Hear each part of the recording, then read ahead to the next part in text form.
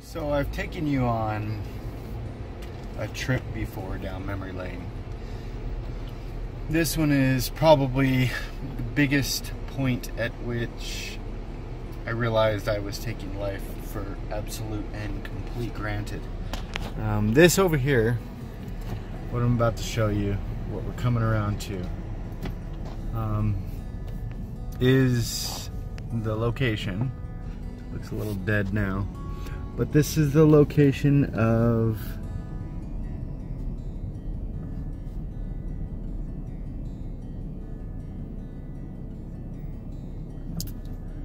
my thrift store. It was right there, right where the purple things are. No, I didn't do that. I don't know what those are. But as you can see, I have two kayaks on top of my car. This was a business that me and my ex-wife opened, and that's a church she went to, and that's the school my kids went to. And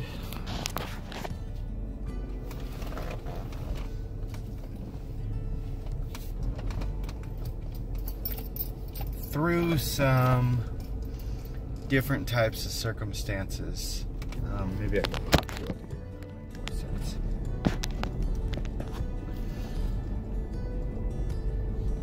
We ended up ending our relationship while owning that store, and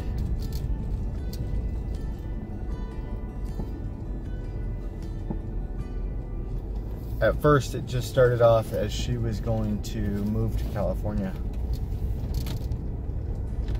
to her parents' house, and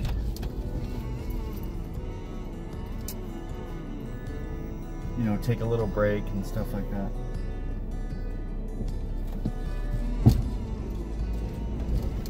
I tried really hard. The hardest I've probably ever tried before.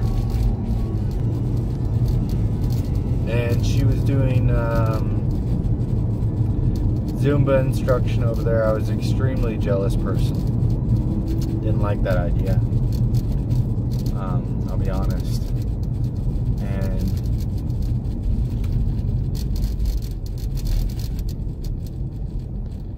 when she left the business, I realized how much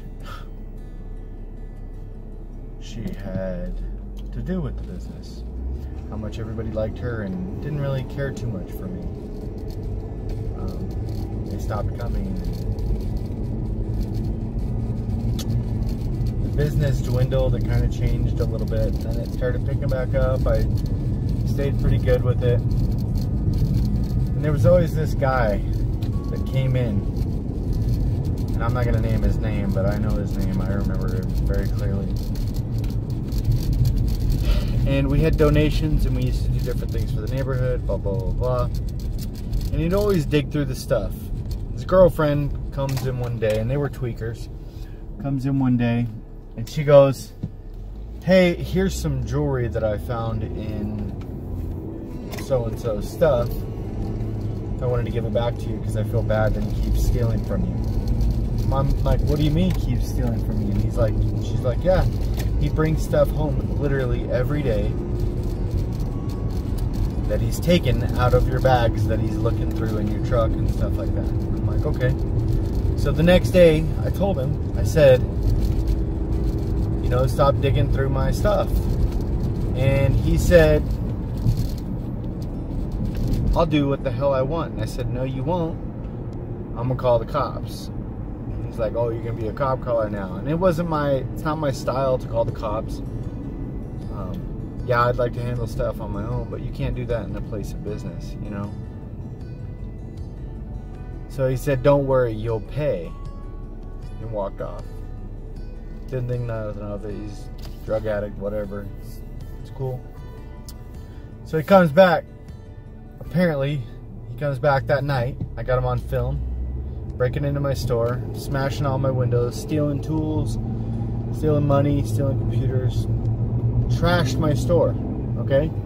And this is while my wife is gone and doing whatever, finding whatever she needed to find, and probably, to be honest, doing better without me. 100% honest.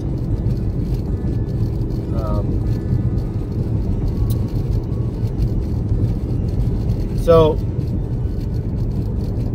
the next day, I'm calling all my friends, you know, and I smoked weed then and drank and, you know, partied a lot and stuff. A lot less than I had before, or way before her.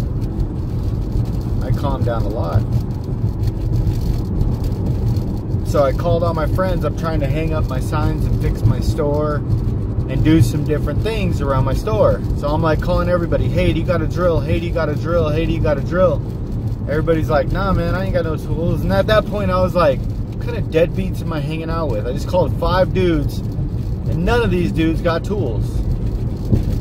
So I realized right there, these guys are all mooching off of me. You know what I mean? Mooching off of, you know, buying alcohol, buying drugs, buying weed, whatever it was. You know what I'm saying? Like, that's when I realized, like, what am I doing? What am I doing with myself? You know, who am I hanging out with? All of a sudden, this dude rolls up. This dude rolls up on a bicycle. He got a kid in the back, and he says, hey man, I got these tools I want to sell. All I need is 20 bucks. I'm just trying to get some food for my kid. And I'm like, dude, I need those tools. I'll give you 30 bucks. I slam him 30 bucks, whatever. I go end up getting in a fight a couple months later. I don't think nothing of it. I get in a fight, fix my store, blah, blah, blah. I get in a fight with this guy one night, drunk. And the next day, I'm at my store, hungover, of course. And I'm sitting at the store, and I close up for the day. I close up for the day, and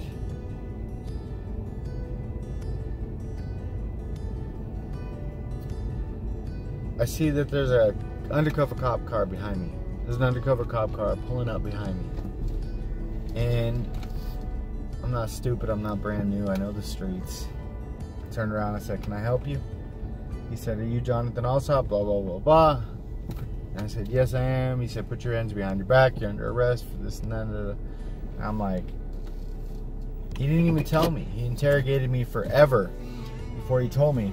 Apparently, what had happened is they were doing some type of sting. I gotta turn, I'm almost out of gas.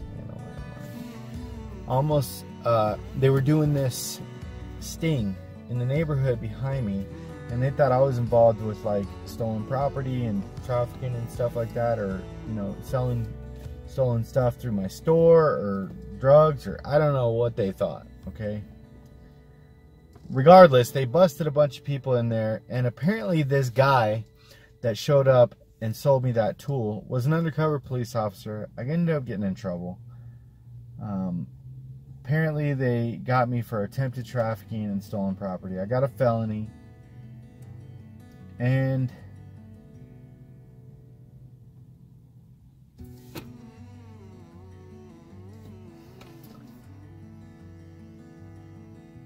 I was starting to like lose hope on so many things. You know, I'd lost my wife, my daughters. You guys probably never heard me talk about them.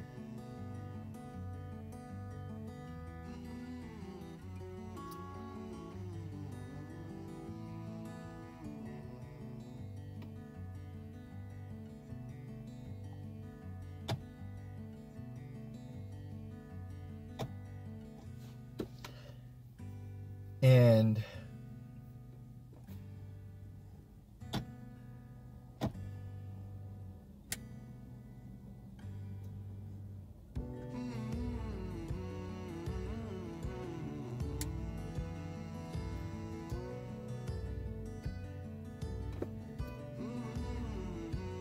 they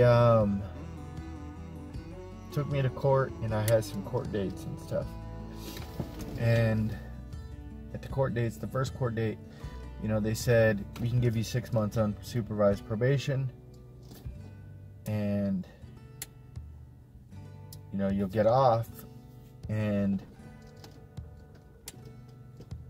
you know, you won't get a felony, you'll just get a misdemeanor or whatever. And I was like, cool, whatever, that's cool. You know, I'm cool with that. And the public defender said, no, that's a crappy deal. I want to shoot it over to Phoenix Court. I have more pull over there. And I'm like, okay, that sounds, I mean, I guess, yeah, whatever, because, you know, the court system's confusing and stuff sometimes.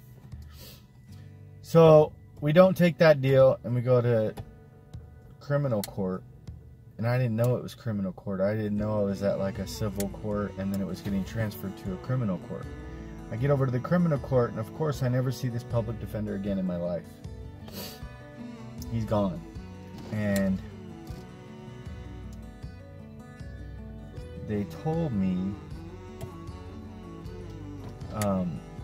they said, well, you didn't like the first deal. Here's a new deal.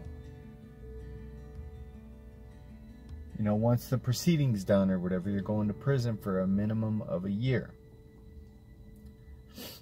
And if you fight it, if you fight this,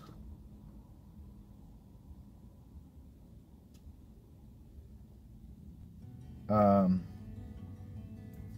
going to go to prison for 10 years if you lose. So, let's say the least, I couldn't fight. You know, I don't have the money to fight. And let's back up a little bit, because before that, before this had happened, the whole instance with my store getting broken into and stuff, my wife had come back and we tried again. And I don't know if my anger got the best of me, you know, or whatever. We ended up in one little screaming match. It wasn't even really a screaming match. We just got pissed off at each other. And I took her keys and threw them across the freaking store. Not after that, it was just, she flicked the switch and she was done. Which, I don't blame her. You know, I put her through some stuff. So then they moved out. And right after this scenario with the store instance, I got back and I started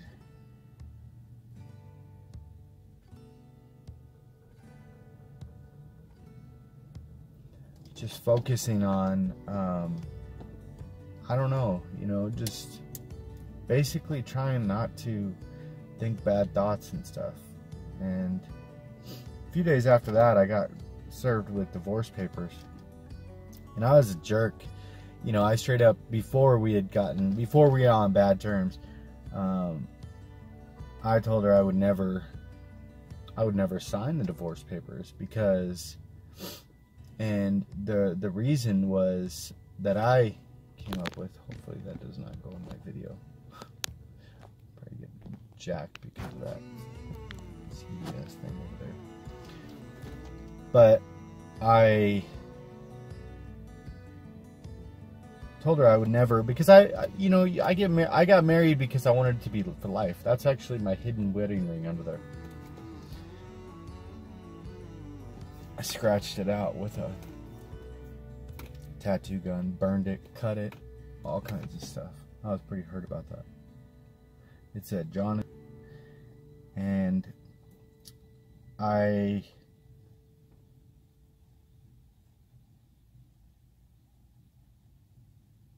signed the papers, and I didn't really read them. I just knew they were divorce papers. I don't really know nothing about stuff like that. I gotta start the car. It's really freaking hot. My glasses are fogging up. I don't really know much about court documents and stuff like that. And at the time, I just wanted to say, fine, you know, you want a divorce? Cool, I'm gonna divorce. I'll give you a divorce. So I signed it, sent it back. Didn't think nothing much of it. I went to like 20 court dates for this thing. And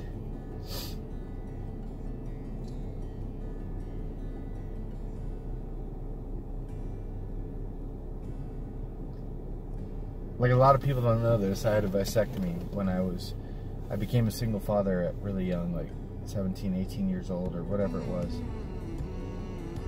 And I had a vasectomy at 21 because I was traumatized by the fact that, you know, the first time I had sex, the second time I had sex, I had a kid. And it really, yeah, you'd say use a condom, whatever. I know what you're saying, but it wasn't what I was thinking about. So, obviously, ain't nobody ever thinking about that. Now, it's a different story. So I got fixed a long time ago. So before I got charged, you know, this had been like 3 to 6 months, something like that. I don't know time frames exactly. But she, all of a sudden, I was feeling good about myself. I was feeling in good spirits. You know, I was feeling good that I was making some right choices.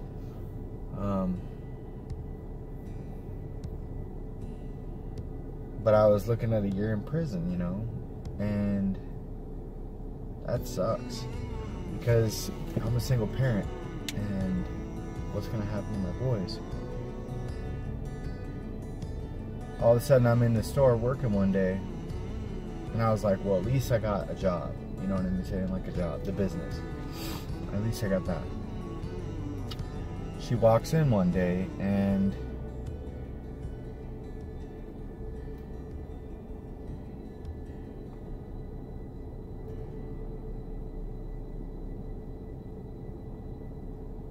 damn, I can see her outfit.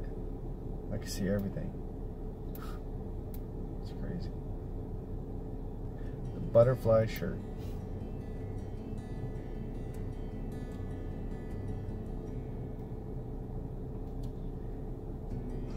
She walks in, and I was like, you know, what are you doing here? I'm like, maybe hopeful, who knows, you know. And right in behind her walks a police officer. And she goes,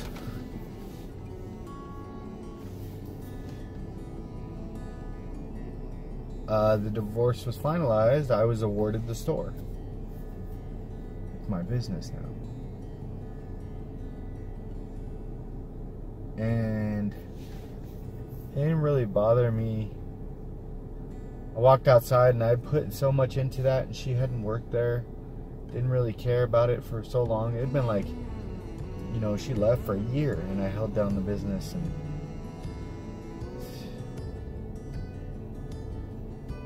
it was hard, man. And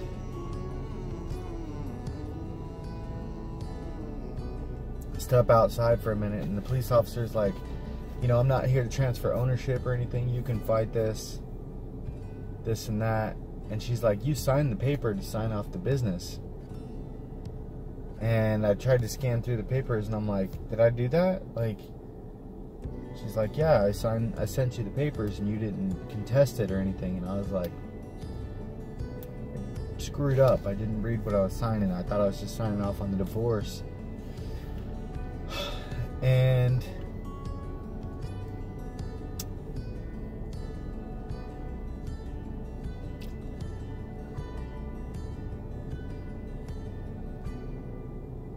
she was there with her new boyfriend, and I guess it ended up being her baby's dad, and meaning like she had a couple kids with him and stuff. And I heard, you know, she was pregnant at the time, and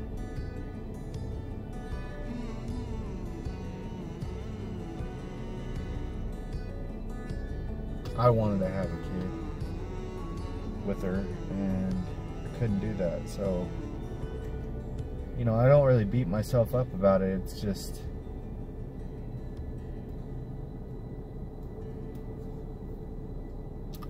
it's whatever, you know. So then, and we actually lived right in front of me. I can't see, there's a wall right there. You won't be able to see the house, but the house is right over there. And I'll probably tell some stuff about that some other time, but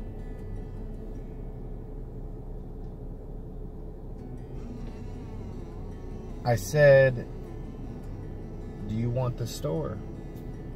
And she says, yes. And I said, okay. I left all the money in the register, my laptops, my computers, everything. Everything. Not a single thing. This is a store I'd been running for like 1.5 years, 2 years on my freaking own. You know, she came back for a tiny bit of time and then fell apart and couldn't do it with me. And I just gave it up. I said, here's the keys. I don't ever want to see you again. Good luck with your life, you know. And the cop even said, what are you, stupid? Why would you bring somebody here to this? You know, you're endangering my safety and stuff. And I was like, there's no problems, man. It's whatever. And it hurt a lot because after that, everybody in the neighborhoods and everything were like, did you see just like 9 months pregnant? Oh my gosh, she's having a baby. Could it be your baby? No, it can't be my baby. But, so then, fast forward, I hit a pretty low after that. And after that point, I didn't really believe that there was much hope for anything. So I'm going to these court dates and everything. I'm not even talking to her. I didn't see her. Fast forward a little bit. I didn't see her once. I've seen her once since the divorce. And that was 6 years after that day. And I made sure that I didn't run into her, and by chance it happened at a dentist appointment for the kids. We said extremely little, but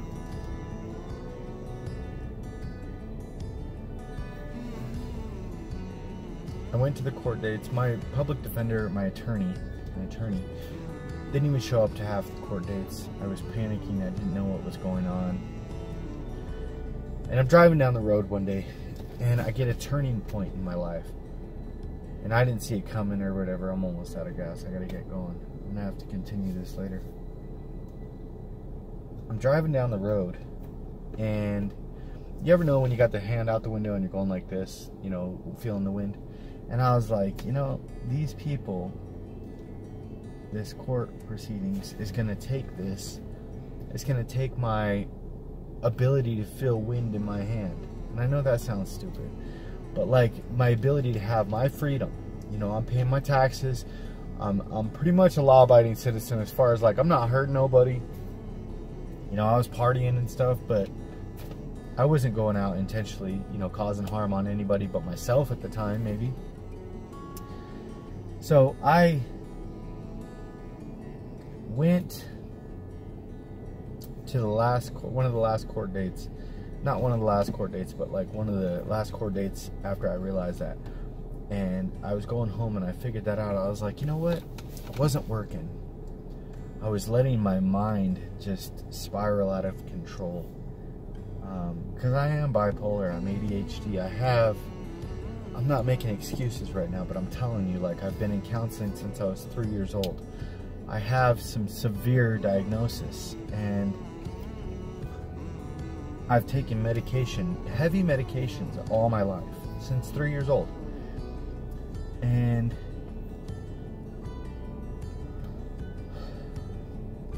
I went to that court date, and after that court date, it struck me. I was like, they're gonna take this freedom from me. I'm not gonna be able to show my kids, you know, that I did everything, you know, to be able to be there for them. So I was like, you know what?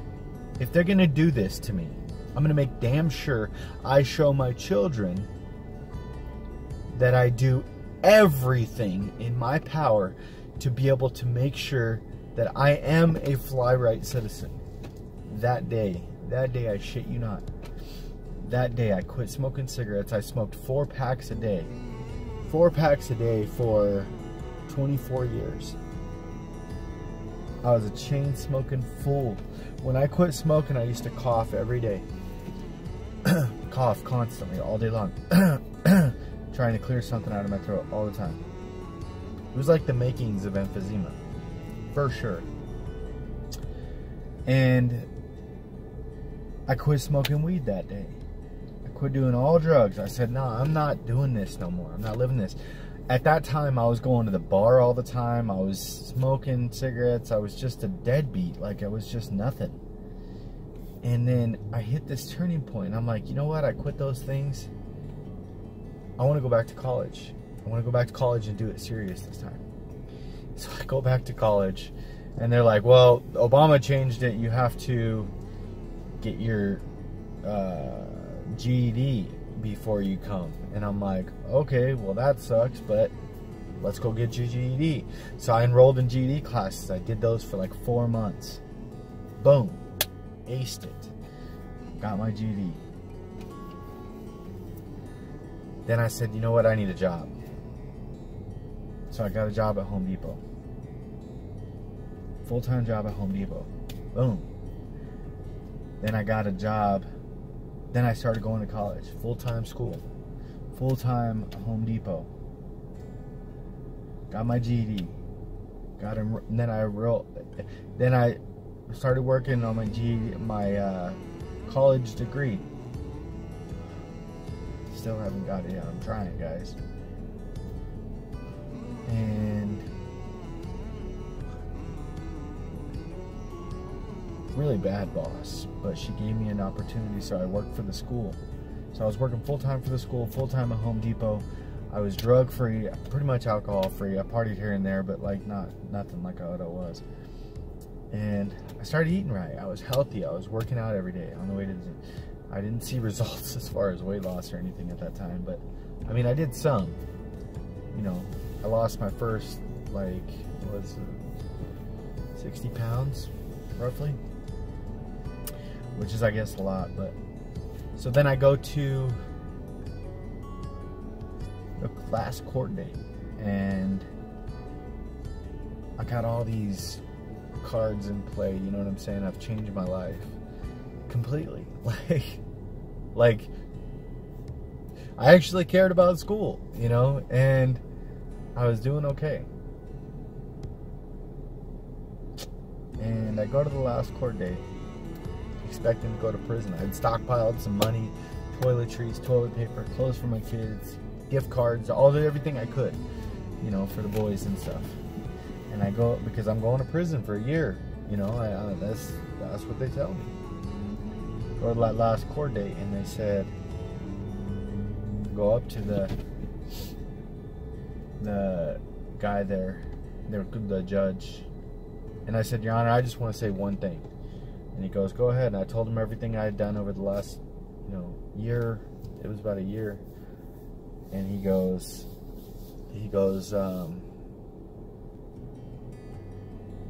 now I gotta just say one thing to you, sir.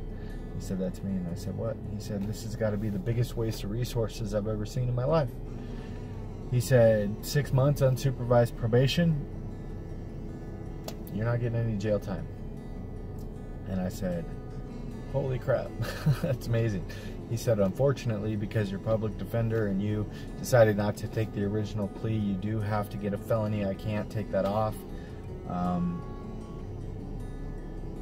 But 6 months unsupervised probation. So I get off, I start taking my drug tests and all this, but I was drug free. I wasn't worried about it. But I was paying $60 a month and this and that. And a couple months later, my probation officer called me and she goes, oh, I forgot to tell you, I took you off probation last month. Happy birthday. Have a good life. I got off probation like 4 months early. And I guess that opened up the next chapter of me starting to believe in myself. And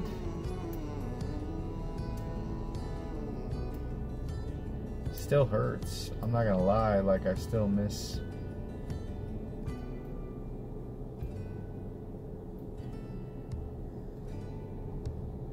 Missed what I had. I didn't know, I guess, how good it was.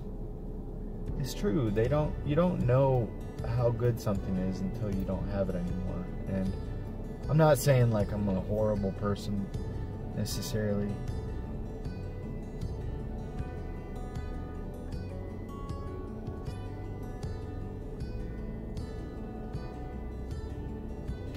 But there's truly a lot that I should have done.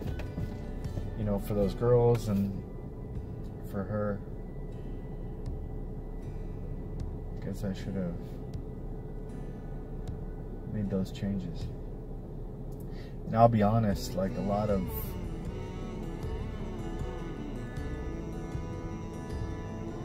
what has always pushed me is to try to be the person I probably should have been at one time, you know? So the moral of the story is, man, don't take stuff for granted. Don't take your health for granted. Don't take your family for granted. Don't take your freedom for granted. Don't take your kids for granted.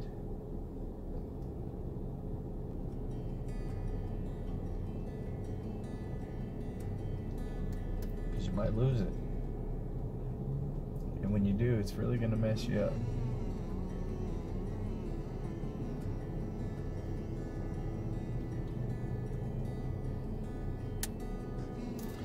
Because